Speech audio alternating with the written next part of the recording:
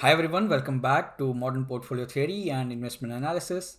In the last chapters, we talked about basics of modern portfolio theory. And in the next three chapters, we will learn about the simplification of that theory. Particularly in this chapter, we are going to talk about a single index model to simplify the inputs, right? So we can simplify the inputs, we can also simplify the computational parts and everything. So in this chapter, we are going to talk about simplification of the inputs by using single index model. So let's start with a recall. Okay. So already we have seen that return of the portfolio is basically nothing but sum of individual returns, right? So we just simply multiply these individual returns by the factor in which we have invested in, right? So that's how we calculate the return of the portfolio. We also know how to calculate the total variance of the portfolio, which is by this way, right? So when I is equal to j, then xi and xj will be xi square and sigma ij will be sigma I square. That will be the variance of that individual security. Otherwise, it is sigma ij, which is the covariance between the security I and security j, which is stock I and stock j, right? So we also know that sometimes we don't calculate sigma ij directly. We use this correlation coefficient, which is sigma 12 is basically rho 12 is basically sigma 12 divided by sigma 1 times sigma 2, right? So now the question is that how many inputs do we need for calculating all those numbers, right? So let's say if we have a portfolio of say about 150 stocks, right? So if you want to calculate the return of the portfolio, we'll need to calculate the individual returns for each and every security. We need to calculate the variance of the portfolio, then we have to calculate the variance of individual securities as well as this covariances, right? So how many numbers are there? So in total, we will be calculating 150 returns.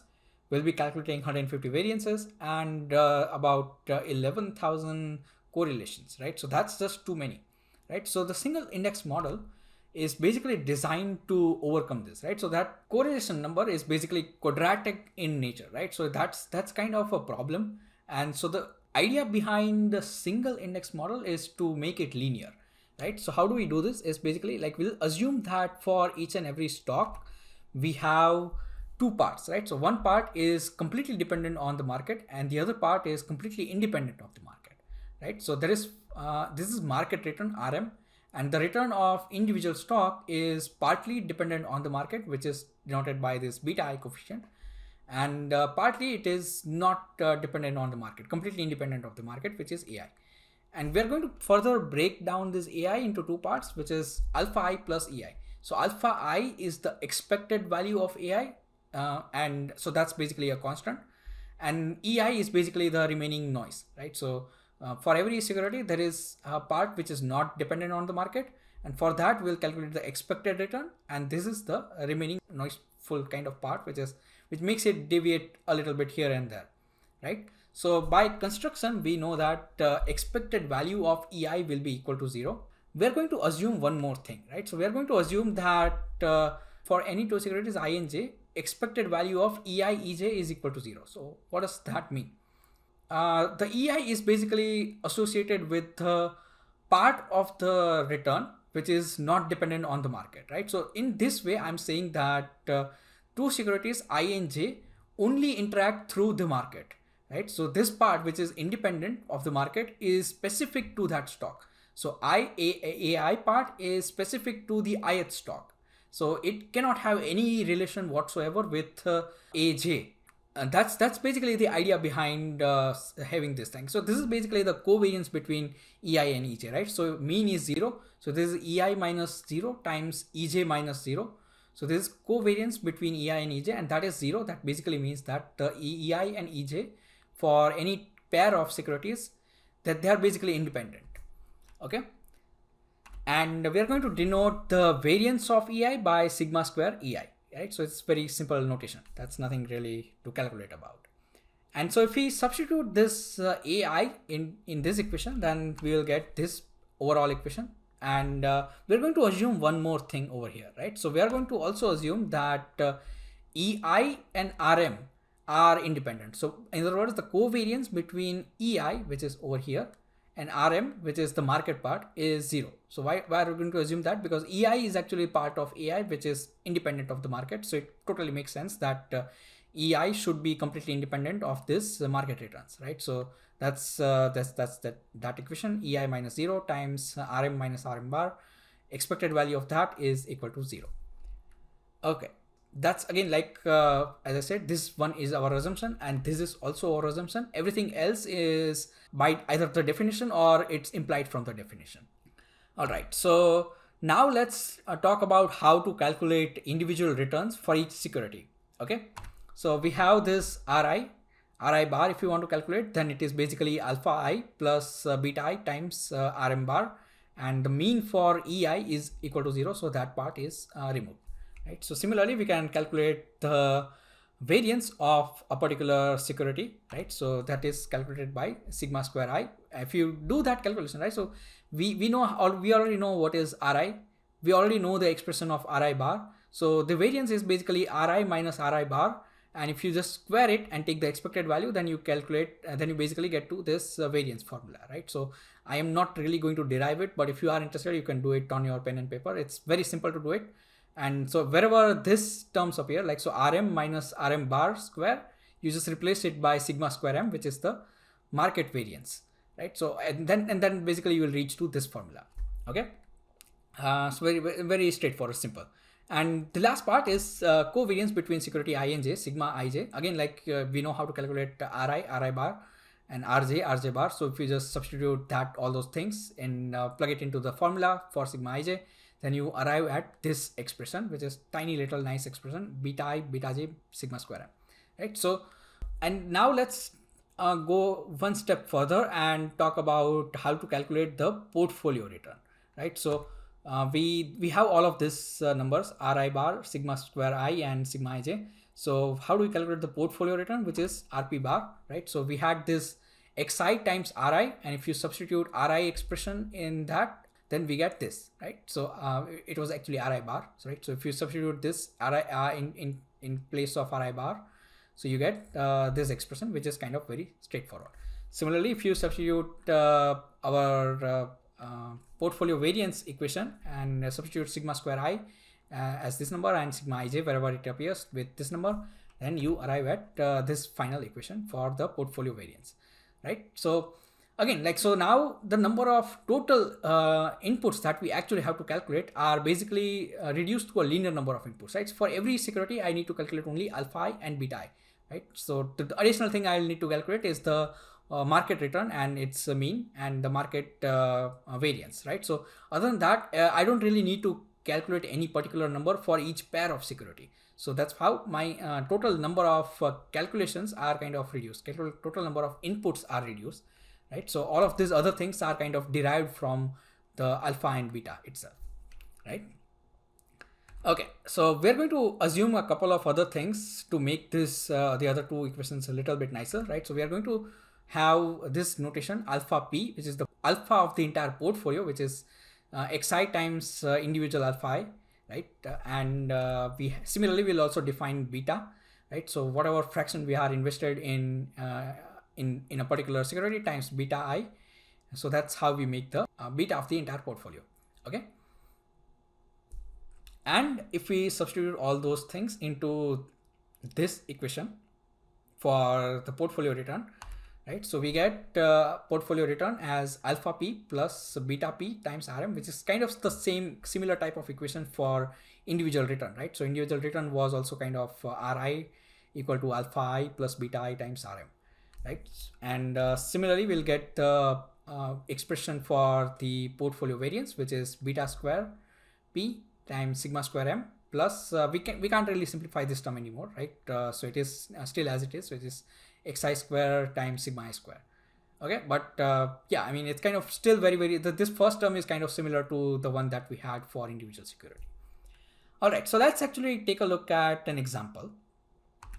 Okay, so we have this example where I have this security I and we have the returns for 5 different months, and I have also listed down the market returns for those 5 different months, and our goal is to calculate this alpha, beta and EI. 3 numbers we want to calculate, right? So I have copy pasted this entire column and Ri over here, which is same as this column, right? So 10, 3, 5, 15, 9, 33. This is the sum of it, all of it, right? So how do we start? So let's start with assuming that beta equal to 1.5. Okay, so I'll tell you in a moment how to calculate this beta, but for now let's assume that beta is equal to 1.5. Right, so if we assume that beta, then we know how to calculate this column, which is beta times Rm. So we have Rm, we have beta. Just multiply 1.5 to this column and we get the entire this column. Right, so this column accounts for 30 part of the return. Our total return for the 5 months was 40. So the remaining 10 return is distributed between this alpha I and EI, right? So, and we know that the average of EI is 0. That means the sum of EI should also be equal to 0. So that basically means that the remaining 10 is kind of accounted over here, right? So if we put remaining 10 here and distribute it with all this 5 months, then we'll get things like this, right? So 10 is here, and if we divide it by 5, then each of them will get the alpha equal to 2. Recall that alpha is a constant, right? So alpha I is all of them has to be equal to the same value. Okay, so now we have this value and we have this value. Now only thing left is to calculate EI, and that is straightforward, right? So we have Ri, we have alpha, we have beta Rm. So whatever is left over is basically EI, right? So here it is 10, and 6 plus 2, 8 is accounted for, and the 2 is remaining, so 2 will be EI. Here it is 3, and 2 plus 3, 5 is accounted for, so minus 2 will be EI, right? So we just calculate it this way, then this is how our EI will be. And again, by construction, the total sum will be equal to 0. That's how we calculate all those things. So everything is kind of easy to calculate once we know how to calculate the beta, right? So how do we calculate beta? Okay, so calculating beta is not that hard. I mean, it's kind of very straightforward. So we know that we have our stock returns, we have our market returns, and T basically is for different timestamps, right? So we calculated our previous example was for 5 months, but we can have more data than 5 months, right? So all we need to do is basically plot this two numbers like this, right? So on one axis we put Ri, and on the other axis you put Rm, and just plot it, right? So if you plot it, let's say it looks something like this. And recall that our equation of Ri was linear in Rm, right? So Ri was equal to alpha plus beta times Rm, right? So if we try to fit in a line through some sort of a regression, then we get something like this, right? So this is like the regression line, kind of the line that basically has the shortest deviations from all these points, shortest distance from all this point, right? So it looks something like this. And so wherever it intercepts is our alpha, right? So whenever the market return is 0, our stock return is alpha I. And if you want to guess what would be the beta for using this line, the slope is equal to the beta for that security, right? So obviously you are not really going to plot things on a graph and then draw a line and then calculate the slope of this line. So we have proper formulas, numerical formulas for that. So let's take a look at how to actually calculate beta using those formulas, right? So, but this is the main idea for how we are actually going to calculate beta. Okay, so recall that our previously derived formula for sigma ij was something like this: beta I, beta j, sigma square m. Okay, and what I'm going to do is I'm going to replace j by m, market, right? So I'm going to derive the expression of sigma I m, right? So beta I will be as it is. Now beta j is equal to 1. Why? Because like market is exactly correlated to the market by coefficient 1, right? So beta m will be equal to precisely 1. So I just removed beta m, and sigma square m is as it is. So now we have an expression of beta I in terms of sigma im and sigma square m, and we will know how to calculate both of these numbers, right? So how do we calculate those numbers? So sigma im is basically I and m, so correlation between those two. So I is Ri minus Ri bar, and Rm minus Rm bar. If we just multiply those two numbers and take the average, that's our sigma im. So these are our different timestamps. I actually have to divide it by the total number of time observation, which is capital T, but I'm not going to divide it because I'm also going to divide the same number over here, so that will cancel out, right? So again, like on the bottom hand, we have sigma square m, so that is again like Rm minus Rm bar square, and take the sum of it. Actually I have to take the average, but we over here I'll just describe the sums, right? So both of them are actually divided by capital T, and so that is basically cancelled out, right? So let's try to understand this again by our previous example, right? So we have our Ri, we have our Rm. So I went ahead and calculated the average for Ri, which is 8, and the average for Rm is 4, right? So I calculated this column, which is Ri minus Ri bar. We calculated this other column, which is Rm minus Rm bar, and we just need to take the product of these two, columns, right? So we have this product column, which is over here. If we sum it up and then take the average, with the average is 12. And similarly, we need to calculate for the sigma square m, we need to calculate rm minus rm bar square, right? So I just square this column and we get this. And if we take the average, it is 8. So if we divide finally the 12 by 8, which is our desired beta, which is 1.5, what we used before. So it's kind of very simple. Now we know how to also know how to calculate beta. We know how to calculate alpha. I mean, this way of calculating beta, it kind of depends on what data we are observing, right? So we are observing this 5 months data, and it can be different depending on what data point you take, right? So if you take up say more months of data or different 5 months of data, then maybe it is possible that your beta will be different. Your beta will change, right? So that's kind of a problem with this way of estimating beta, and there are a bunch of corrections that are presented in the book, which I'm not really going to describe because it's kind of it didn't really solve the complete issue, right? So it only made like a slight adjustment, right? So the idea is that if we calculate beta like this, then of course, like the security is not really going to stay in the constant correlation with the market. So it is going to change its behavior all the time, because securities are basically companies, and companies change their behavior all the time. So it's not really going to stay in the same correlation throughout the time period. So, but the point is that if we calculate beta like this, and if we keep doing like that, then it turns out that the adjustment that the company is making, it will be reflected bit slowly if we calculate beta like this, right? So if there are a bunch of other methods where we take into account what was the previous calculated beta and how it differs to this beta in terms of averages and other things, right? So if we take into all those accounts, we can actually adjust those changes bit faster and help with the calculations bit faster, right? So that's the idea behind all of those things, but it still doesn't completely solve the issue, right? So that's the overall idea behind this, right? So the main thing that we wanted to learn from this single index model is that it significantly reduced our number of inputs, right? So previously, if we had to calculate a portfolio return, then we'll have to calculate each and every pair of securities correlation, and that is just that basically rises quadratically with the number of stocks.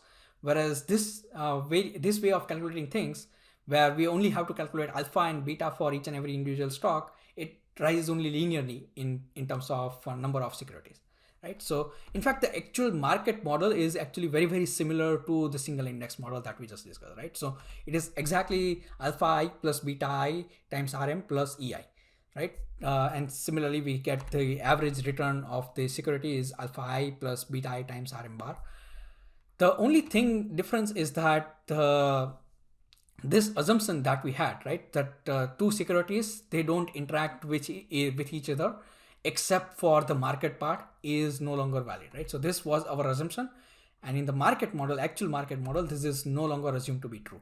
So what does that mean? It basically says that two securities I and J, obviously they have this market part in common, but they can have more parts in common apart from this market part, right? So they can have more parts in common that are not actually accounted by this market return part.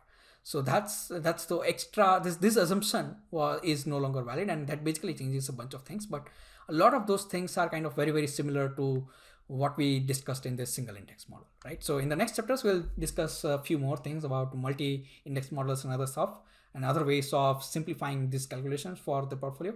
But I think that's all for this chapter. So if you haven't already subscribed, please subscribe and like this video, and I'll see you in the next chapter.